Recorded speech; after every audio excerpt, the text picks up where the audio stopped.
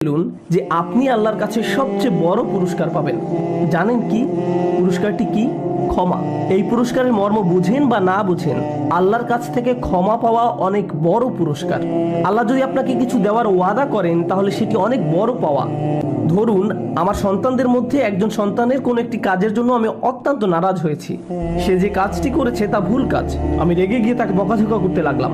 এই কাজটি তোমার করা উচিত হয়নি, তুমি এভাবে বলতে পারো না, আমার বিশ্বাস হচ্ছে না তুমি এই কাজটি করছো, ইত্যাদি ইত্যাদি। বকা খাওয়ার পর ছেলে তার রুমের দিকে গেল কাঁদতে কাঁদতে।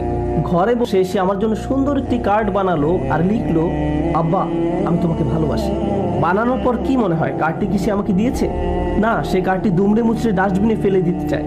এ সময় তার আরেক ভাই দেখে ফেলে আর তাকে জিজ্ঞাসা করে, কার্ডটি তুমি আব্বাকে দাওনি কেন, ফেলে দিচ্ছ কেন? তখন সে উত্তর দেয়, আব্বা আমার উপর এত রাগ করে আছেন যে তিনি খুশি হবেন না কার্ডটি দেখে, তিনি আমাকে আর ভালোবাসেন না।